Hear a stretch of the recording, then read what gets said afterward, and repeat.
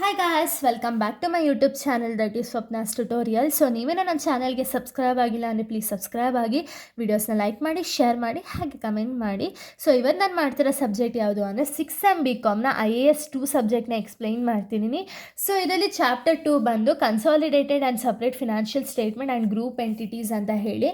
So ಇದರಲ್ಲಿ part 4ನ explain ಮಾಡ್ತಿದ್ದೀನಿ. Part 1 to 3 already ನಾನು ಅಪ್ಲೋಡ್ ಮಾಡಿದ್ದೀನಿ. ಸೊ ಯಾರ್ಯಾರೆಲ್ವೋ ನೋಡಿಲ್ವೋ ವಿಡಿಯೋಸ್ನ ಅವರು ಒಂದ್ಸತಿ ಪ್ಲೇ ಲಿಸ್ಟಲ್ಲಿ ನೋಡಿ ಒಂದು ವಿಡಿಯೋ ನೋಡಿ, ಬಿಕಾಸ್ ನಿಮಗೆ ಕಂಟಿನ್ಯೂಷನ್ ಅನ್ನೋದು ಪ್ರಾಪರಾಗಿ ಸಿಗುತ್ತೆ ಅನ್ನೋ ರೀಸನಿಂದ.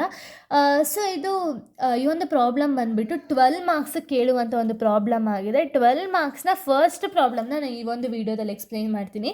ನೆಕ್ಸ್ಟ್ ಪ್ರಾಬ್ಲಮ್ ನಾನು ಬೇರೆ ವಿಡಿಯೋದಲ್ಲಿ ಎಕ್ಸ್ಪ್ಲೈನ್ ಮಾಡ್ತೀನಿ. ಸೊ ಅದಕ್ಕಿಂತ ಮುಂಚೆ ನಿಮ್ಗೆಲ್ಲರಿಗೂ ಗೊತ್ತಿದೆ ಏನು ಅಂದರೆ, ನನ್ನ ಬ್ಲಾಗ್ ಚಾನಲ್ ನಾನು ಆಲ್ಮೋಸ್ಟ್ ಸ್ಟಾರ್ಟ್ ಮಾಡಿದ್ದೀನಿ. ಸೊ ಆ ಒಂದು ಚಾನಲಲ್ಲಿ ತುಂಬ ದಿವಸದಿಂದ ವೀಡಿಯೋಸ್ ಆಗ್ತಿಲ್ಲ, ಬಟ್ ಆ ವೀಡಿಯೋಸ್ನ ಇನ್ಮೇಲಿಂದ ಅಪ್ಲೋಡ್ ಮಾಡೋಕ್ಕೆ ಸ್ಟಾರ್ಟ್ ಮಾಡ್ತೀನಿ. ಸೊ ಈ ಒಂದು ವಿಡಿಯೋ ಡಿಸ್ಕ್ರಿಪ್ಷನಲ್ಲಿ ಲಿಂಕ್ನ ಕೊಟ್ಟಿರ್ತೀನಿ. ಪ್ಲೀಸ್ ಲಿಂಕಿಂದ ಹೋಗಿ ಚಾನಲ್ಗೆ ಸಬ್ಸ್ಕ್ರೈಬ್ ಆಗಿ ಅಂತ ಕೇಳ್ಕೊಳ್ತೀನಿ. ಸೊ ಈ ಒಂದು ಚಾನಲ್ಗೆ ಯಾವ ರೀತಿ ಸಪೋರ್ಟ್ ಮಾಡ್ತಿದ್ದೀರೋ ಆ ಒಂದು ಚಾನಲ್ಗೂ ಕೂಡ ನಿಮ್ಮ ಸಪೋರ್ಟ್ ನಂಗೆ ತುಂಬ ರಿಕ್ವೈರ್ಡ್ ಇದೆ. ಸೊ ಯಾವಾಗ 1K ಸಬ್ಸ್ಕ್ರೈಬರ್ಸ್ ಕಂಪ್ಲೀಟ್ ಆಗ್ತಾರೋ ಆವಾಗ ನಾನು ಲೈವಿಗೆ ಬರಬೇಕು ಅಂತ ಹೇಳಿ ಡಿಸೈಡ್ ಆಗಿದ್ದೀನಿ. ಸೊ ಇದು ಫಸ್ಟ್ ಪ್ರಾಬ್ಲಮ್ ಬಂದುಬಿಟ್ಟು, ಫಸ್ಟ್ ಇವಾಗ ಈ ಒಂದು ಪ್ರಾಬ್ಲಮ್ನ ನಾವು ಸ್ಟಾರ್ಟ್ ಮಾಡಿದ್ರೆ, ಫಸ್ಟ್ ಪ್ರಾಬ್ಲಮ್ ಯಾವ ರೀತಿ ಇದೆ ಅಂದರೆ, X limited acquired 4000 equity shares of Y Limited company as on 1/4/2016. The following are the businesses of both X and Y company as on 31/3/2017 ಅಂತ ಹೇಳಿ ಕೊಟ್ಟಿದ್ದಾರೆ. ಸೊ ನಾವು 4 ಮಾರ್ಕ್ಸ್ನಲ್ಲಿ ನೋಡೋದಾದ್ರೆ ನಮಗೆ ಮೈನಾರಿಟೀಸ್ ಹೋಲ್ಡ್ ಎಷ್ಟು ಅಂತ ಹೇಳಿ ಕೊಡ್ತಿದ್ರು, ಎಷ್ಟು ಪರ್ಸೆಂಟ್ ಕಂಪನಿ ಓಲ್ಡ್ ಮಾಡಿದೆ ಅಂತ. ಬಟ್ ಇದರಲ್ಲಿ ಎಷ್ಟು ಓಲ್ಡ್ ಮಾಡಿದೆ ಅಂತ ಹೇಳಿ ಕೊಟ್ಟಿಲ್ಲ, but equity shares of X ಲಿಮಿಟೆಡ್ನ ಕೊಟ್ಟಿದ್ದಾರೆ.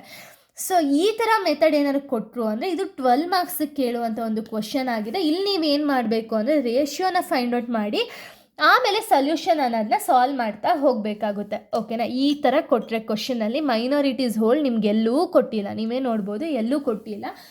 ಆವಾಗ ನೀವು ಈ ರೀತಿ ಮಾಡಬೇಕಾಗುತ್ತೆ. ಇಲ್ಲಿ ಏನೇನೆಲ್ಲ ಡೀಟೇಲ್ಸ್ ಕೊಟ್ಟಿದ್ದಾರೆ ಅಂದರೆ, ಪರ್ಟಿಕ್ಯುಲರ್ಸಲ್ಲಿ ಬ್ಯಾಲೆನ್ಸ್ ಶೀಟಲ್ಲಿ ಅಸೆಟ್ಸ್ ಆ್ಯಂಡ್ ಲ್ಯಾಬಿಲಿಟೀಸ್ನ ಕೊಟ್ಟಿದ್ದಾರೆ. ಅಸೆಟ್ಸಲ್ಲಿ land and building, shares in Y Limited, debtors, inventories, bills payable, ಬ್ಯಾಂಕ್ನ ಕೊಟ್ಟಿದ್ದಾರೆ. ಇನ್ನು ಲ್ಯಾಬಿಲಿಟೀಸಲ್ಲಿ ಬಂದು share capital, reserves, P&L account, profit during the year, creditors, ಇಷ್ಟು ಡೀಟೇಲ್ಸ್ನ ಕೊಟ್ಟಿದ್ದಾರೆ ನಮಗಲ್ವಾ.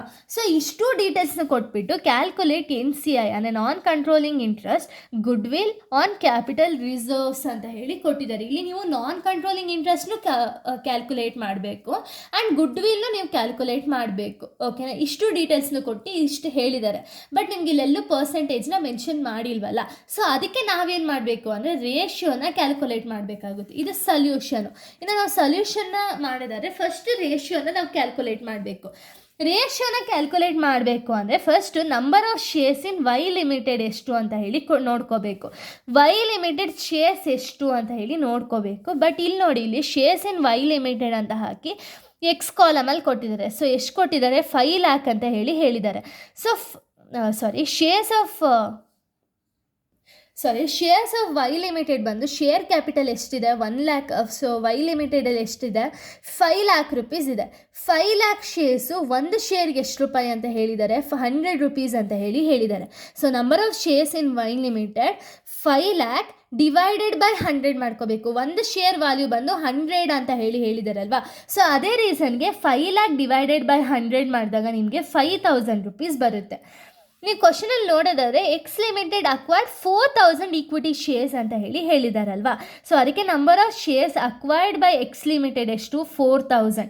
ಸೊ 5000ಅಲ್ಲಿ 4000ನ ನೀವು ಮೈನಸ್ ಮಾಡಿದ್ರಿ ಅಂದರೆ number of shares held by minority share holders ಎಷ್ಟು ಬರುತ್ತೆ ಅಂದರೆ 1000 rupees ಬರುತ್ತೆ. ಈ ಬೇಸಿಸ್ ಮೇಲೆ ನೀವೇನು ಮಾಡಬೇಕು ಅಂದರೆ ರೇಷಿಯೋನ ಕ್ಯಾಲ್ಕುಲೇಟ್ ಮಾಡಬೇಕಾಗುತ್ತೆ. ಎಕ್ಸ್ ಲಿಮಿಟೆಡ್ ಎಷ್ಟಿದೆ? 4000. ಮೈನಾರಿಟಿ ಶೇರ್ ಹೋಲ್ಡರ್ಸ್ ಎಷ್ಟಿದೆ? 1000 ಅಲ್ವಾ. ಇದರಲ್ಲಿ ಝೀರೋಸ್ನ ಕ್ಯಾನ್ಸಲ್ ಮಾಡ್ಕೊಳ್ಳಿ. ಫಸ್ಟು 30 ಕ್ಯಾನ್ಸಲ್ ಆಗುತ್ತೆ. ಇನ್ನು ರಿಮೈನಿಂಗ್ ಎಷ್ಟಿದೆ? 4:1 ಇದೆ. ಇದನ್ನು ನಾವು ಫರ್ದರ್ ಸಿಂಪ್ಲಿಫೈ ಮಾಡೋಕ್ಕಾಗಲ್ಲ, ಅದಕ್ಕೆ 4:1 ಬಂದಿದೆಯಲ್ಲ. ಇದನ್ನು ನೀವು ಹೇಗೆ ಡಿವೈಡ್ ಮಾಡ್ಕೊಳ್ತೀರಾ ಅಂದರೆ ನೋಡಿ, 4/5 1/5 ಅಂತ ಮಾಡ್ಕೊಳ್ತೀರಾ. 5 ಹೇಗೆ ಬಂದು ಫಸ್ಟ್ ಇಲ್ಲಿ 4 ಆ್ಯಸ್ ಇಟ್ ಈಸ್ ಹಾಕೊಳ್ತೀರಾ. 4 + 1 ಎಷ್ಟಾಗುತ್ತೆ? 5. ನೆಕ್ಸ್ಟು 1/5. 1/5 ಹೇಗಾಗುತ್ತೆ? 4 + 1 5 ಆಗುತ್ತೆ. ಇಲ್ಲಿ ಏನು 1 ಇದೆಯೋ ಅದನ್ನು ಆ್ಯಸ್ ಇಟ್ ಈಸ್ ಬರ್ಕೊಳ್ತೀರಾ. ಇವೆರಡನ್ನ ಎಲ್ಲೆಲ್ಲಿ ತಗೋಬೇಕು ಅಂದರೆ, ಸೊ 4/5ನ ಗುಡ್ ವಿಲ್ ಕ್ಯಾಲ್ಕುಲೇಟ್ ಮಾಡಬೇಕಾದ್ರೆ ತೊಗೊಳ್ತೀರಾ. Good will ಕ್ಯಾಲ್ಕುಲೇಷನ್ಗೆ 4/5ನ ತೊಗೊಳ್ತೀರಾ. 1/5 ಬಂದುಬಿಟ್ಟು ನಾನ್ ಕಂಟ್ರೋಲಿಂಗ್ ಇಂಟ್ರೆಸ್ಟ್ನ ಕ್ಯಾಲ್ಕುಲೇಟ್ ಮಾಡಬೇಕಾದ್ರೆ ತೊಗೊಳ್ತೀರಾ. ಮೈನಾರಿಟೀಸ್ ಹೋಲ್ಡ್ ಮಾಡಬೇಕಾದ್ರೆ ಮೈನಾರಿಟೀಸ್ ವ್ಯಾಲ್ಯೂನ ನಾನ್ ಕಂಟ್ರೋಲಿಂಗ್ ಇಂಟ್ರೆಸ್ಟಿಗೆ ತೊಗೊಳ್ತೀರಾ. ನಾರ್ಮಲ್ ಹೋಲ್ಡಿಂಗ್ ವ್ಯಾಲ್ಯೂನ ಎಷ್ಟು ತೊಗೊಳ್ತೀರಾ ಅಂದರೆ ಇದನ್ನು ಗುಡ್ ವಿಲ್ ಕ್ಯಾಲ್ಕುಲೇಷನ್ಗೆ ತೊಗೊಳ್ತೀರಾ. ಓಕೆನಾ. ಮೈನಾರಿಟೀಸ್ ವ್ಯಾಲ್ಯೂ ಎಷ್ಟಿದೆ 1000 ಅಲ್ವಾ. ಇದು 1/5ನ ನಾನ್ ಕಂಟ್ರೋಲಿಂಗ್ ಇಂಟ್ರೆಸ್ಟು, 4/5ನ ಗುಡ್ ವಿಲ್ ಕ್ಯಾಲ್ಕುಲೇಷನ್ಗೆ ತೊಗೋಬೇಕು. ಓಕೆನಾ. ಇದು ಕ್ಲಿಯರ್ ಅನಿಸುತ್ತೆ ಎಲ್ಲರಿಗೂ. ಇಷ್ಟು ಕ್ಲಿಯರ್ ಆದಮೇಲೆ ನೀವೇನು ಮಾಡಬೇಕು ಅಂದರೆ ಡೈರೆಕ್ಟ್ ನಾನ್ ಕಂಟ್ರೋಲಿಂಗ್ ಇಂಟ್ರೆಸ್ಟ್ನ ಕ್ಯಾಲ್ಕುಲೇಟ್ ಮಾಡಬೇಕಾಗುತ್ತೆ. ಅದು ಯಾವ ರೀತಿ ಕ್ಯಾಲ್ಕುಲೇಟ್ ಮಾಡೋದು ಅಂದರೆ, ನೋಡಿ, ನಾನ್ ಕಂಟ್ರೋಲಿಂಗ್ ಇಂಟ್ರೆಸ್ಟ್ ಬಂದು ಈ ರೀತಿ ಮಾಡಬೇಕಾಗುತ್ತೆ. ಫಸ್ಟ್ ಶೇರ್ ಕ್ಯಾಪಿಟಲ್ನ ತೊಗೋಬೇಕು. ಓಕೆನಾ. ಸೇಮ್ ಅಲ್ಲಿ ಯಾವ ರೀತಿ ಮಾಡ್ತಿದ್ರು ಅದೇ ರೀತಿ ಸ್ವಲ್ಪ ಚೇಂಜಸ್ ಆಗುತ್ತೆ ಅಷ್ಟೇ. ಫಸ್ಟ್ ಪರ್ಟಿಕ್ಯುಲರ್ಸ್ ರುಪೀಸ್ ಅಂತ ಹೇಳಿ ಕಾಲಮ್ಸ್ ಹಾಕಿದ್ಮೇಲೆ ಫಸ್ಟ್ ಶೇರ್ ಕ್ಯಾಪಿಟಲ್ನ ತೊಗೊಳ್ತೀರಾ. ಸೊ ಇಲ್ಲಿ ಶೇರ್ ಕ್ಯಾಪಿಟಲ್ ಯಾವ್ದು ತೊಗೋಬೇಕು ಅಂದರೆ ಇದನ್ನು ಕನ್ಸಿಡರ್ ಮಾಡಬೇಕಾ ಇಲ್ಲ ಕ್ಯಾಲ್ಕುಲೇಟೆಡ್ ತೊಗೋಬೇಕಾ ಅಂದರೆ, ನೀವು ಏನು ರೇಷಿಯೋನ ಕ್ಯಾಲ್ಕುಲೇಟ್ ಮಾಡಿದಾಗ ಮೈನಾರಿಟೀಸ್ ಶೇರ್ ಹೋಲ್ಡರ್ಸ್ ಎಷ್ಟು ಅಮೌಂಟ್ ಬರುತ್ತೋ ಅದನ್ನು ತೊಗೊಳ್ತೀರಾ. ಇಂಟು ಎಷ್ಟಿದೆ, ಒಂದು ಶೇರ್ ವ್ಯಾಲ್ಯೂ ಎಷ್ಟಿದೆ 100 ಈಚ್ ಅಂತ ಹೇಳಿ ಕೊಟ್ಟಿದ್ದಾರಲ್ವಾ. ಸೊ ಅದಕ್ಕೆ 1000 ಇಂಟು 100 ಮಾಡಿದಾಗ ನಿಮಗೆ 1,00,000 ರೂಪೀಸ್ ಬರುತ್ತೆ. ಅದನ್ನು ಔಟರ್ ಕಾಲಮ್ಗೆ ಹಾಕೋಬೇಕಾಗುತ್ತೆ. ಇದಾದಮೇಲೆ ನೀವು ಏನೇನೆಲ್ಲ ಕನ್ಸಿಡರ್ ಮಾಡಬೇಕು ಅಂದರೆ, ಶೇರ್ ಕ್ಯಾಪಿಟಲ್ ಪ್ರಾಫಿಟ್ನಲ್ಲಿ, ಸೊ ಶೇರ್ ಕ್ಯಾಪಿಟಲ್ ಪ್ರಾಫಿಟಲ್ಲಿ ಶೇರ್ ಕ್ಯಾಪಿಟಲ್ನ ಕನ್ಸಿಡರ್ ಮಾಡಿದ್ರಿ. ಇನ್ನು ಉಳಿದಿರೋದು ಯಾವುದು, goodwill, P&L account, profit during the year 3 ಇದೆ. ಅದರಲ್ಲಿ ನೀವು ಏನು ಫಸ್ಟ್ ತೊಗೋಬೇಕು ಅಂದರೆ ಗುಡ್ ವಿಲು ಮತ್ತು P&L ಅಕೌಂಟ್ನ ತೊಗೋಬೇಕಾಗುತ್ತೆ. ಬರೀ ನೀವು ಇಷ್ಟನ್ನೇ ತೊಗೋಬೇಕಷ್ಟೇ. ಇದು ಬಿಟ್ಟು ಕ್ರೆಡಿಟರ್ಸ್ ಆಗಿರಲಿ, ಅಸೆಟ್ಸ್ ಆಗಿರಲಿ, ಇದು ಯಾವುದೂ ನೀವು ತೊಗೊಳಂಗಿಲ್ಲ. ಓಕೆನಾ. ಬರೀ ಇವಾಗ ನೀವು ಏನು ಮಾಡ್ತೀರಾ ಅಂದರೆ ಗುಡ್ ವಿಲು, P&L ಅಕೌಂಟ್ನ ಮಾತ್ರ ತೊಗೊಳ್ತೀರಾ. ಓಕೆನಾ. ಸೊ ಯಾವ ಕಂಪ್ನಿ ತೊಗೋಬೇಕು ಅಂದರೆ ನೀವು ವೈ ಲಿಮಿಟೆಡ್ನೇ ತೊಗೋಬೇಕಾಗುತ್ತೆ. Goodwill of Y Limited ಎಷ್ಟಿದೆ 1,00,000, P&L ಎಷ್ಟಿದೆ 30,000 ರೂಪೀಸ್ ಇದೆ ಅಲ್ವಾ. ಸೊ ಆ್ಯಸ್ ಇಟ್ ಈಸ್ ಅದನ್ನು ತೊಗೊಳ್ಳೋಣ. ಇಲ್ಲಿ ನೀವು ಫಸ್ಟೇ ಮೈನಾರಿಟೀಸ್ ಹೋಲ್ಡ್ ಇಂಟು ಪರ್ಸೆಂಟೇಜ್ ಮಾಡೋಂಗಿಲ್ಲ. ಫಸ್ಟ್ ನೀವು ಡೈರೆಕ್ಟಾಗಿ ಅಮೌಂಟ್ ಮಾತ್ರ ತೊಗೋಬೇಕು. ಬಟ್ 4 ಮಾರ್ಕ್ಸಲ್ಲಿ ನೀವು ಈ ರೀತಿ ಮಾಡ್ತಿರ್ಲಿಲ್ಲ. ಇಂಟು ಪರ್ಸೆಂಟೇಜ್, ಅವರಲ್ಲಿ ಪರ್ಸೆಂಟೇಜ್ ಕೊಡ್ತಿದ್ರಲ್ಲ, ಡೈರೆಕ್ಟಾಗಿ ಇಂಟು ಪರ್ಸೆಂಟೇಜ್ ಹಾಕಿ ಔಟರ್ ಕಾಲಮ್ಗೆ ಹಾಕೊಳ್ತೀರಿ. ಬಟ್ ಇಲ್ಲಿ P&L ಅಕೌಂಟ್ ಎಷ್ಟಿದೆ 30,000, ಗುಡ್ ವಿಲ್ ಎಷ್ಟಿದೆ 1,00,000. ಇವೆರಡನ್ನೂ ಆ್ಯಡ್ ಮಾಡಿ ಟೋಟಲ್ ಮಾಡ್ಕೊಳ್ಳಿ. ಅದು ಇನ್ನರ್ ಕಾಲಮಲ್ಲೇ ಮಾಡ್ಕೊಳ್ಳಿ. ಇದಾದಮೇಲೆ ನೀವೇನು ಮಾಡಬೇಕು ಅಂದರೆ ಶೇರ್ ಕ್ಯಾಪಿಟಲ್ ಪ್ರಾಫಿಟ್ ಅಂದರೆ ಇವಾಗ ಏನು ಅಮೌಂಟ್ ಬಂದಿರುತ್ತೋ ಅದು ಇಂಟು ಪರ್ಸೆಂಟೇಜ್ ಇಲ್ಲಿ ಮಾಡ್ತೀರಾ. ಬಟ್ ಅಲ್ಲಾಗಿದ್ರೆ ಡೈರೆಕ್ಟಾಗಿ ಅಮೌಂಟ್ ಇಂಟು ಪರ್ಸೆಂಟೇಜ್ ಇಲ್ಲೇ ಮಾಡಿ ಹೀಗೆ ಔಟರ್ ಕಾಲಮ್ಗೆ ಹಾಕೊಳ್ತೀರಿ. ಬಟ್ ಇಲ್ಲ ಆಗ ಮಾಡಲ್ಲ. ಇವೆರಡನ್ನೂ ಆ್ಯಡ್ ಮಾಡಿದಾಗೆ ನಿಮ್ಗೆ ಏನು ಅಮೌಂಟ್ ಬಂದಿರುತ್ತೋ 1,30,000, ಇದ್ರ ಬೇಸಿಸ್ ಮೇಲೆ ಪ್ರಾಫಿಟ್ನ ಕ್ಯಾಲ್ಕುಲೇಟ್ ಮಾಡ್ತೀರಾ. ಶೇರ್ ಕ್ಯಾಪಿಟಲ್ ಪ್ರಾಫಿಟ್ ಹೇಗೆ ಅಂದರೆ 1,30,000 ಇಂಟು ಮೈನಾರಿಟೀಸ್ ಪರ್ಸೆಂಟೇಜ್ ಇಷ್ಟಿದೆ 1/5 ಅಲ್ವಾ, ಇಂಟು 1/5 ಮಾಡಿದಾಗ ನಿಮಗೆ, ಅಥವಾ 4:1 ಅಂದರೆ 1/5 ಅಲ್ವಾ. ಸೊ 1,30,000 ಇಂಟು 1/5 ಮಾಡಿದಾಗ 26,000 ಬರುತ್ತೆ. ಅದನ್ನ ಔಟರ್ ಕಾಲಮ್ಗೆ ಹಾಕೋಬೇಕು. ಓಕೆನಾ. ಇದಾದಮೇಲೆ ನೆಕ್ಸ್ಟ್ ಏನು ತೊಗೊಳ್ತೀರಾ, ಇನ್ನು ಕ್ಯಾಪಿಟಲಲ್ಲಿ ಶೇರ್ ಕ್ಯಾಪಿಟಲಲ್ಲಿ ಉಳಿದಿರೋದು ಯಾವುದು, profit during the year. So profit ಎಷ್ಟಿದೆ 40,000 ರೂಪೀಸ್ ಇದೆ. ಸೊ ಆ್ಯಸ್ ಇಟ್ ಈಸ್ 40,000ನ ತೊಗೊಳ್ತೀರಾ. ಇನ್ನು ಯಾವುದೂ ಇಲ್ದಿರೋ ರೀಸನ್ಗೆ ಟೋಟಲ್ ಮಾಡ್ತೀರಾ. ಟೋಟಲ್ ಮಾಡಿದ್ಮೇಲೆ ಶೇರ್ ಆಫ್ ರೆವಿನ್ಯೂ ಪ್ರಾಫಿಟ್ ಏನಿದೆ 40,000 ಇಂಟು ಮೈನಾರಿಟೀಸ್ ಹೋಲ್ಡ್ ಪರ್ಸೆಂಟ್ ಎಷ್ಟಿದೆ 1/5 ಇಂಟು ಮಾಡಿದಾಗ 8,000 ರೂಪೀಸ್ ಬರುತ್ತೆ. ಅದನ್ನು ಡೈರೆಕ್ಟಾಗಿ ಔಟರ್ ಕಾಲಮ್ಗೆ ಹಾಕೊಳ್ತೀರಾ. ಇಲ್ಲಿ ನಿಮ್ಗೆ ಅಡ್ಜಸ್ಟ್ಮೆಂಟಲ್ಲಿ ಯಾವುದೇ ರೀತಿಯ ಫೇರ್ ವ್ಯಾಲ್ಯೂನ ಕೊಟ್ಟಿಲ್ಲ. ಫೇರ್ ವ್ಯಾಲ್ಯೂ 12 ಮಾರ್ಕ್ಸಲ್ಲಿ ಯೂಶಲಿ ಕೊಡಲ್ಲ. ಕೊಟ್ಟರೆ ನೀವು ಸರ್ಪ್ಲೇಸ್ ಆಗಿದೆ, ಡೆಫಿಸಿಟ್ ಆಗಿದೆ ಅಂತ ಹೇಳಿ ನೋಡ್ಕೊಂಡು ತೊಗೋಬೋದು. ಬಟ್ ಇಲ್ಲಿ ಯಾವುದೇ ರೀತಿಯ ಸರ್ಪ್ಲೇಸ್, ಡೆಫಿಸಿಟ್ ಏನೂ ಇಲ್ಲ. ಸೊ ಅದಕ್ಕೆ ಇಷ್ಟೇ ಇರೋದು 1,00,000. ಟೋಟಲ್ ಮಾಡೋಣ. ಟೋಟಲ್ ನಾನ್ ಕಂಟ್ರೋಲಿಂಗ್ ಇಂಟ್ರೆಸ್ಟ್ ಬಂದು 1,00,000 ಪ್ಲಸ್ 26,000 ಪ್ಲಸ್ 8,000 ಮಾಡಿದಾಗ 1,34,000 ರೂಪೀಸ್ ಬರುತ್ತೆ. ಇದು ಟೋಟಲ್ ನಾನ್ ಕಂಟ್ರೋಲಿಂಗ್ ಇಂಟ್ರೆಸ್ಟ್ ಆಗುತ್ತೆ. ಇದಾದ್ಮೇಲೆ ನೀವೇನು ಮಾಡಬೇಕು ಅಂದರೆ ಅವ್ರು ಕ್ವಶನಲ್ಲಿ ಹೇಳಿದ್ದಾರೆ ಏನು ಅಂದರೆ ನಾನ್ ಕಂಟ್ರೋಲಿಂಗ್ ಇಂಟ್ರೆಸ್ಟ್ ಮಾತ್ರ ಅಲ್ಲ, ಗುಡ್ ವಿಲ್ ಆನ್ ಕ್ಯಾಪಿಟಲ್ ರಿಸರ್ವ್ಸ್ನು ಕೂಡ ಕ್ಯಾಲ್ಕುಲೇಟ್ ಮಾಡಿ ಅಂತ ಹೇಳಿ ಕೊಟ್ಟಿದ್ದಾರೆ ಅಲ್ವಾ.